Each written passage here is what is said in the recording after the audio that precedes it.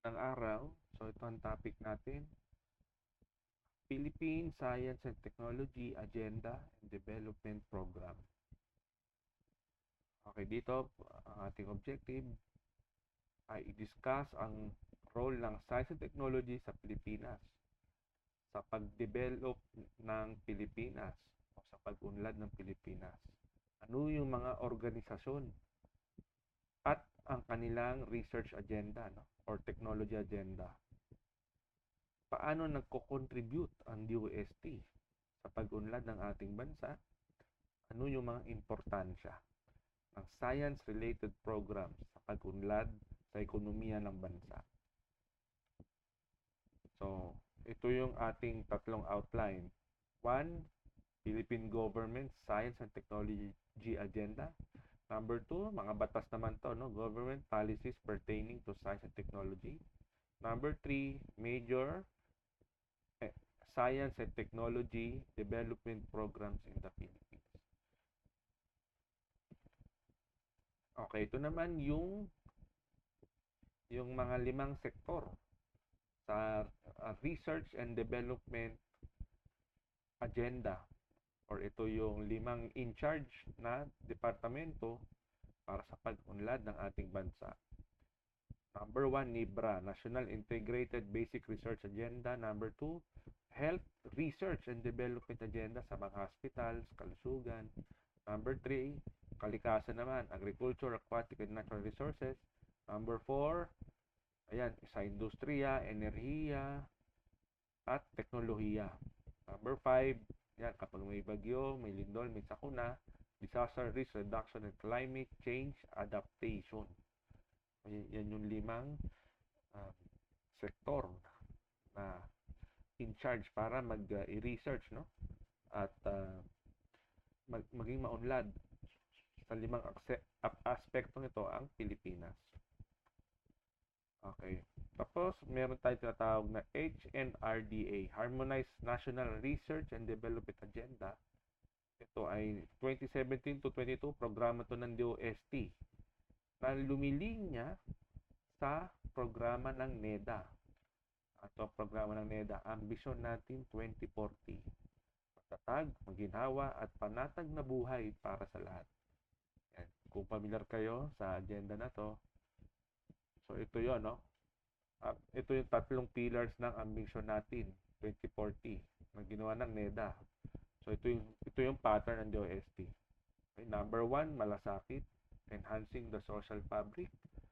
So gumanda ang lipunan. Number 2, pagbabago, mawala ang inequality. Mga mahirap, no? Mawala yung hindi pagkapantay-pantay. Then kaunlaran, potential growth. So ayan siya, no? Para makumpleto yung ambisyon natin 2040, kailangan may malasakit, pagbabago at kaunlaran.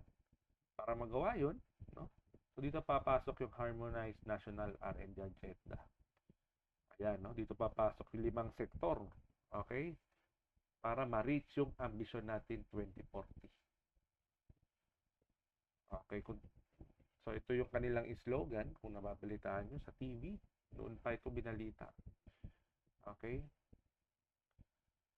So, itong ambisyon na to, ayan, no? Malasakit sa pagbabago tungkol sa kaunlaran, national interest, national security policy, ekonomiya, infrastructural,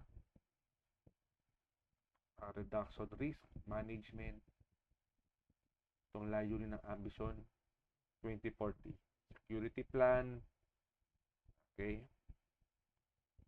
Yan, isa pa, no? Requires universal access to quality tertiary education. So, at 2040, lahat makakapag-aral sa kolehiyo. So, ito naman yung number, isa-isahin natin. National, yung NIBRA muna tayo, National Integrated Basic Research Agenda. Ito by the DOST. So, ito yung nire-research sila, no? Water security. Number 2, food and nutrition. Security. Security. Ibig sabihin ng seguridad, nakakasiguro tayo na meron tayong tubig, kahit dumating ang unos, meron tayong pagkain, magandang kalusugan, clean energy, malinis na kapaligiran, at gasolina, sustainable community, at inclusive nation building. Pag-unlad. Sisay natin. Yan, water security. May programa Salin Tubig. Yan yung foundation. Tubig program. Tubig ay buhay at ingatan. This is nang-start noong 2016 hanggang ngayon papatuloy sila. Tapos sa food and nutrition naman, merong sapat program, sagana pagkain para sa lahat. Yan. Sa nag-research din sila ng mga alternative na nutrition, katulad ng lagundi, yan, nugnogan. Then we have sa health naman, health sufficiency, meron tayong likas program, likas yaman sa kalusugan. Okay, pollution sa hangin at ang pwede nating gawin. Meron ng House Bill or Executive Order na gawa dyan. National Greening Program, National Forest Protection Program, Forestation Management Project, etc. And we have clean energy, alternative energy research trends. Ito yung emission sa sasakyan kailangan malinis. Then ini-implement ito sa LTO, kapag nagpaparehistro, tinicheck talaga kung malinis yung emission. Ganun din, alternative energy research. So, yung mga renewable, solar, wind, hydro. Then dito, no, sa emission nga, kailangan okay ang makina lagi para malinis yung emission. Kaya nga, tinicheck ng LTO yung sasakyan, yung emission bago ipasa. Akuha ng bagong registration. Then we have Saklaw program, Saklolo Salawa. Ito naman ay sa Laguna Lake. Pag-aalaga sa Laguna Lake. Then, Inclusive Nation Building, merong atin program. Ang tinig natin para ito sa mga mahihirap, sa mga local farmers natin. Meron ding, yan, TESDA, online program. Meron silang basic computer operation, computer hardware servicing, game programming, development. Ito yung tulong panghanap buhay or tawag din ay tupad sa ating disadvantage at tupad. May programa din ang gobyerno dyan. Number 2, doon naman tayo sa kalusugan, health research and development. Okay, sa health naman, meron tayong PCHRD under DOST, Philippine Council for Health Research and Development. NURA, National Unified Health Research Agenda. Ito yung kanilang agenda naman, no? Ang mga diagnostic ay mapaunlad. Mapadali ang pagdadiagnose sa mga hospitals. Paggawa din ng gamot, drug discovery at development, research sa gamot at paggawa ng gamot. Functional foods, nutrition, food quality and safety, malinis sa pagkain at seguridad sa pagkain, disaster risk reduction, climate change adaptation. Of course, kapag nagbabago ang climate change, it will affect our health. Molecular technologies sa mga hospital, papaunlad din ang mga hospital equipment at yung mga kagamitan. At magkaroon ng tamang information dissipation sa health. Mapalawak, ma-inform ang mga nasasakupan na ito ang impormasyon, ang kalusugan. Tulad sa mga barangay health centers, hospital, mapalawak yung programa through information and communication technology. Nasa number 2 natin, sa agrikultura at sa kalikasan, aquatic and natural resources. Ito naman ang agenda nila, no? Agriculture, yung aquatic and natural resources tulad ng mga pananim, mga livestock, mga hayop, yan, baka, ano pa, chicken, kambing, aquaculture, mga isda, mapaalagaan, at kalikasan, forestry. Din, no, mapangalaga ng national resource natin. At magawan ito ng mga pulisiya para mapangalaga ng ating kalikasan. Dahil ang kalikasan, pag nasira ang kalikasan, tayo maapektuhan. Number 4, industry, energy, and emerging technology. Sa industriya naman, no? Pang-enerhiya at teknolohiya. So, mamaya, ipapakita ko sa inyo yung acronym na PCIEERD. Alam ko, Philippine Council Industrial Economic Emerging ata ito, Research and Development. Okay, sila naman ang research nila ay food and nutrition security, pagkain at kalusugan, mapangalagaan, no, masekuridad, countryside development, umunlad ang mga probinsya, competitive industry. So, yung ating industriya sa Pilipinas, mapagsabay sa ibang bansa. Delivery of social services, mapaganda yung pag-deliver of serbisyo ng pamahalaan sa mga tao, sa mga nasasakupan. Intelligence transport solution, napapansin mo, ngayon nagkakaroon tayo ng mga highways, nagbibuild ng mga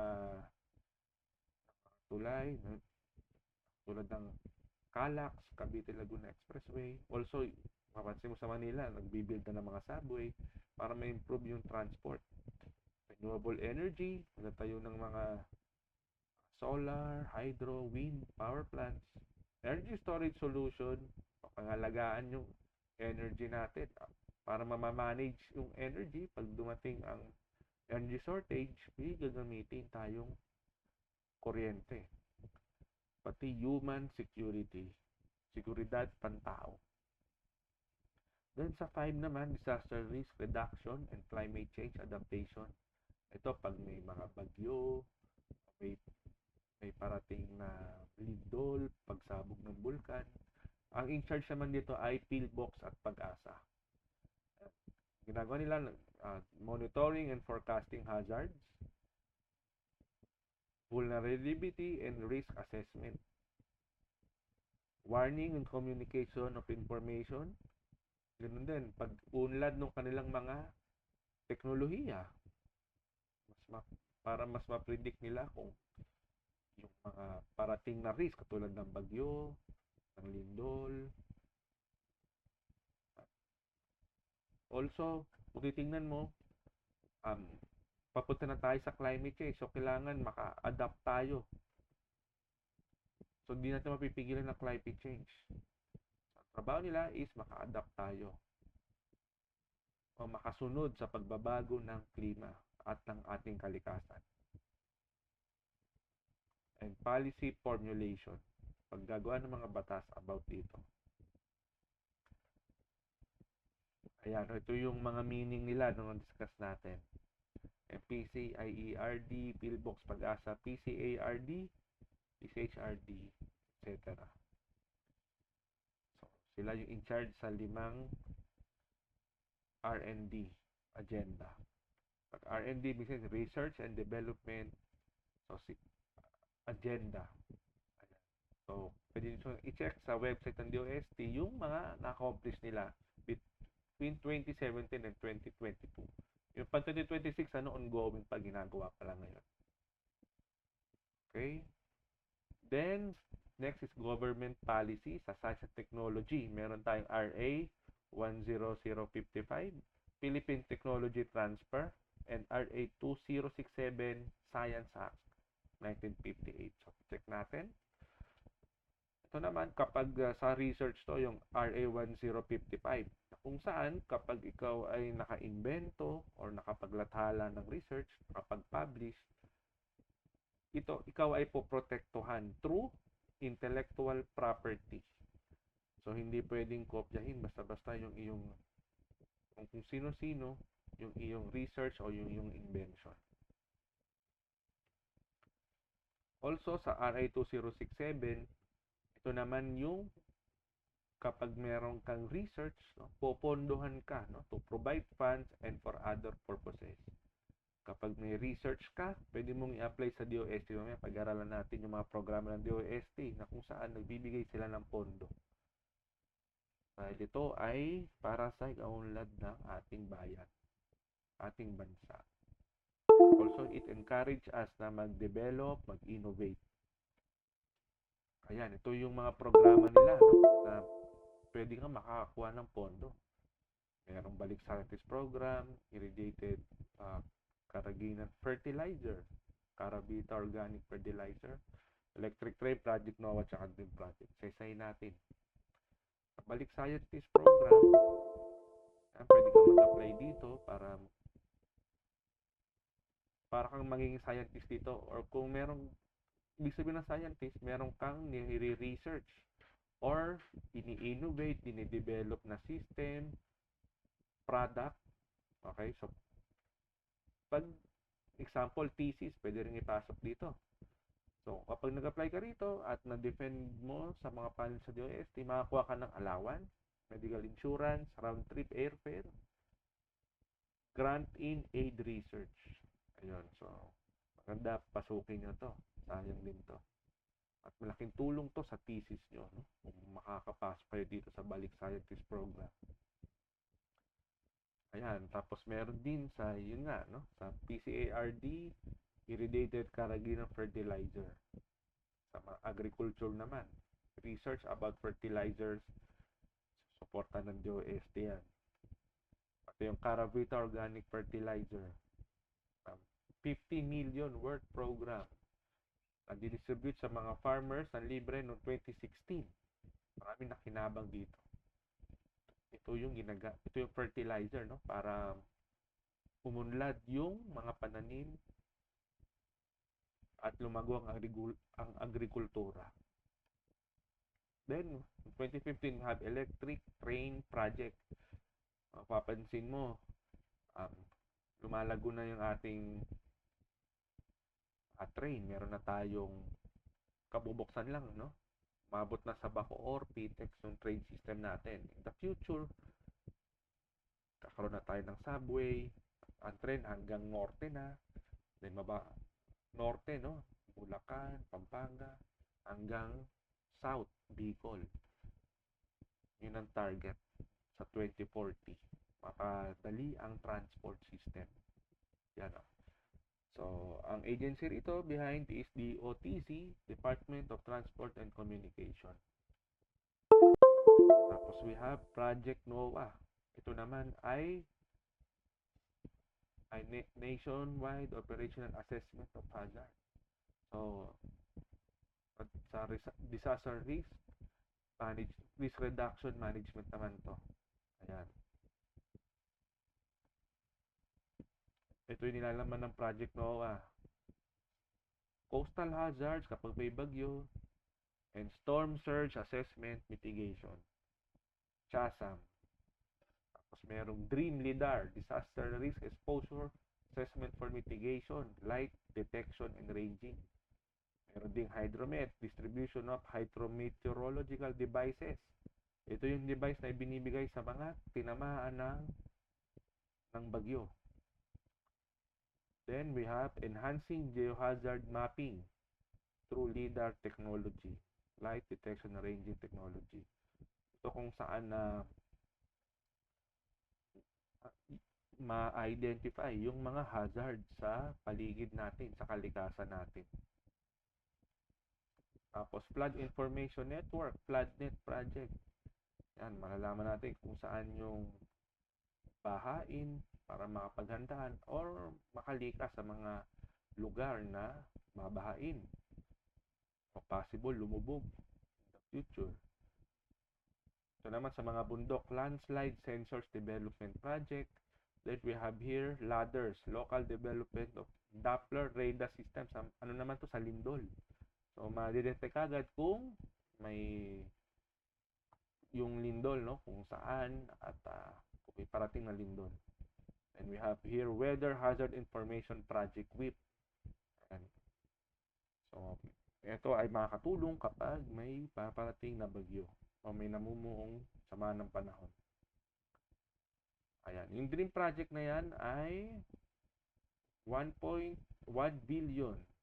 Okay, noong 2012 hanggang ngayon ay ginagamit ng DOST, Pag-asa, PhilVox. Ayan. It is also called the three-dimensional mapping program. Katulong sa atin to, no, para ma-identify yung mga lugar na risk, taas ang risk and hazard. Ayan. Ang ginagamit natin to, no, the most extensive mapping system in Southeast Asia developed by Filipino scientists. Ayan.